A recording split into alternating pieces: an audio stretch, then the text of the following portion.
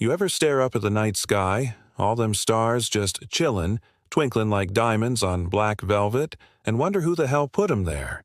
Folks these days say, oh, science, gas balls, fusion, physics, yada yada.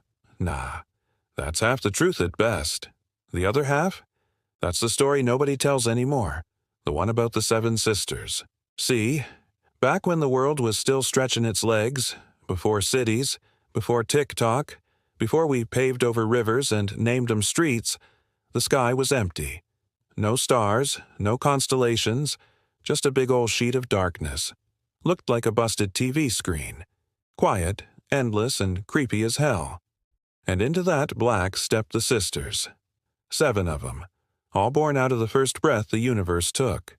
Not gods, not demons. Something older, weirder, and way cooler. Each had a different vibe. There was Maya, the eldest, steady as stone. She carried herself like the mom friend of the squad, always checking on the others, making sure nobody slacked off. Then Taylor, sharp-eyed, quick with jokes that cut just as hard as knives. She didn't play. Celine, dreamy and soft-spoken, but her hands worked faster than anyone when she sat at the loom. Kira, wild and hot-tempered, the one who always wanted to throw hands first, ask questions never. Nisa, quiet but spooky, saw things before they happened. Nobody ever knew if she was cursed or just tuned into a different channel. Sierra, the bold one, fearless, the one who would laugh in a storm like it was her own personal concert. And last, the baby of the crew, Lanny. Bright-eyed, restless, always asking questions the others didn't want to answer. Together they worked the Loom of Night, a thing older than time itself. Picture it, a massive loom hanging in the void, threads of pure light stretching across its frame. They'd sit there, pulling and weaving, stitching stars into patterns. One by one, constellations blinked to life. The hunter, the lion, the ship, the crow. They weren't just making pretty pictures. Every thread carried balance. Night and day, tide and wind, even the beat of human hearts down below. All of it hung on their stitching, and for a long time, things were chill. The world spun. Humans figured out fire, then farming, then how to ruin a good thing by fighting over it. The sisters just kept weaving, watching from above. They argued sometimes, about shapes, about meaning, about whether to even care what humans saw when they looked up, but they kept the balance. But Lonnie, she wasn't satisfied. She'd lean on the loom, chin in hand, watching her sisters work. "Yo," she'd say, "why we doing this? Who even notices? They're down there killing each other, not even looking up." Maya would sigh, never stopping her hands. "Because if we don't, the sky falls, and if the sky falls, everything else goes with it." "Still," Lonnie muttered, "feels like we're stitching blankets for people too busy burning their beds." The others laughed, but not mean. They knew she was restless. The youngest always is. One night, when the rest were busy at the loom, Lonnie wandered. She drifted lower, down where the air tasted like smoke and pine, down where humans lived. She saw campfires, markets, wars. She saw mothers humming to babies, thieves cutting purses, lovers whispering under blankets. She saw joy and cruelty side by side, and it confused the hell out of her. When she came back, she told her sisters, "They ain't simple. They ain't evil either. They're messy, like us. What if we ain't just making stars? What if we're making something for them? Like a map?" Sierra snorted. "A map? For who? Farmers? Kings? Please, they wouldn't know a map if it bit 'em." But Nisa, the quiet one, tilted her head. "Maybe she's not wrong. Maybe the sky ain't just decoration. Maybe it's instruction." That idea stuck like gum on a boot. From then on, when the sisters wove, they thought about more than balance. They thought about stories. They made the bear for strength, the twins for companionship, the hunter for the chase, the sail for journeys. They gave humans something to point at, to guide themselves when the world got too dark. And for a while, that worked. People told stories, built myths, remembered the sisters without even knowing it. Every culture had a version. The 7 daughters, the star weavers, the ones who spin. Names didn't matter. The sisters were remembered. But memory fades. Humans got louder, busier, built a city so bright they forgot the stars above. And the more they forgot, the weaker the threads became. A stitch here, a stitch there, unraveling just a little. And out in the void, something nasty was waiting. It wasn't a person, not even a god. Just hunger. A darkness older than the loom itself. It slithered in silence, watching the sisters work with jealous eyes. It didn't want to weave. It wanted to rip, to devour, to drag the whole sky back into nothing. And one night, while the sisters laughed, bickered, and worked, it whispered, not to Maya, the wise one, or Kira, the fiery one. No, it whispered to Lani, the restless one. You're right, it hissed. They don't care. They don't look up. Why stitch for them? Why serve a world that forgets you? Lani froze, the thread of light slipping from her fingers. Who? She began. But all she heard was laughter, soft and cruel, fading into the void. She didn't tell her sisters. Not yet. She just kept weaving, but her hands shook, and for the first time in eternity the threads tangled. The loom of night shuddered, and the stars flickered. For nights after that whisper in the dark, Lani couldn't keep her hands steady at the loom. Every time she grabbed a glowing thread, she thought she heard it again. Soft, mocking, asking why she even bothered. The others noticed, of course. Maya scolded her gently. Selene tried to distract her with songs. Kira teased her like usual. But deep down, they all felt the tremors running through the fabric of the sky. Something was wrong, and nobody wanted to say it out loud. The stars began to flicker. Not enough for humans to panic yet, but enough for the sisters to see patterns unraveling. The hunter's bow sagged, the lion's mane lost its gleam, and whole patches of sky turned patchy, like moths chewing holes through cloth. Each missing star left behind a pocket of cold, black nothing, and in those gaps, shadows stirred. Lani knew it was her fault. She'd let doubt in, and doubt was a knife sharp enough to slice even cosmic thread. She wanted to tell her sisters about the voice, about the hunger. She'd felt brush against her soul, but fear kept her quiet. She told herself she could handle it, that she could fix it before it spread. But silence is where rot thrives. One evening, while the sisters argued about how to repair a snagged constellation, Nisa spoke. She rarely did, but when she did, her voice cut through the void like glass. "The sky is cracking," she said, her eyes clouded with visions no one else could see. "And it's not just us. Something else is pulling." The loom shivered, threads tightening as though in agreement. That night, the second whisper came. Louder, crueler. It didn't wait for Lani to be alone. It slid right into her thoughts while she wove. "They don't trust you," it hissed. "They see your clumsy hands. They blame you already. But me? I see you. I know you're meant for more than playing servant to a world that forgets you exist." Her breath caught. She fumbled a star, and it blinked out with a sharp hiss of light. The others gasped. "Lani!" Maya barked. "Careful!" "Sorry," she muttered, cheeks burning. But the voice was still there, chuckling low, like a snake coiled too close to her ear. That night, she didn't sleep. She floated above the earth, watching the lights below.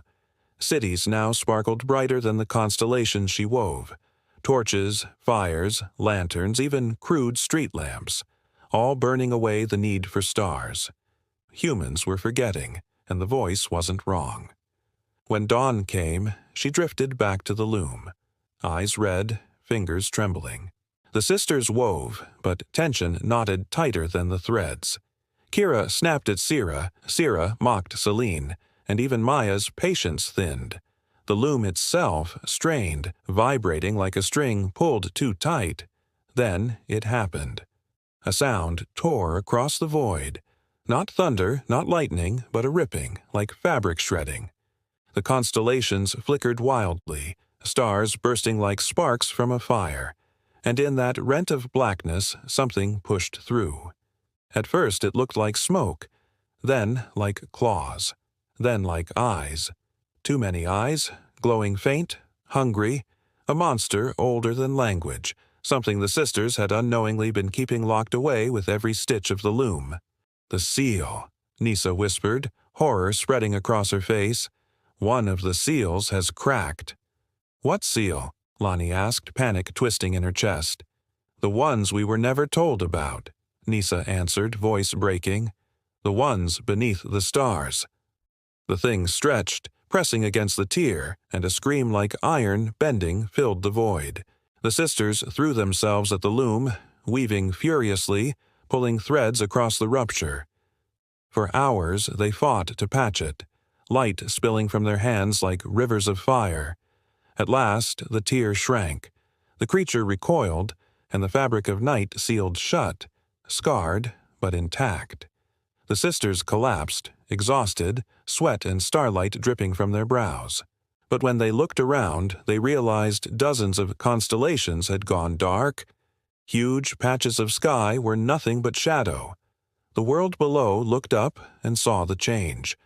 Villagers gossiped, priests wailed, sailors cursed the night. For the first time, humans wondered if the heavens themselves were breaking. And maybe they were right. The sisters floated in silence, panting, afraid to meet each other's eyes. Finally, Maya spoke, her voice steady but heavy.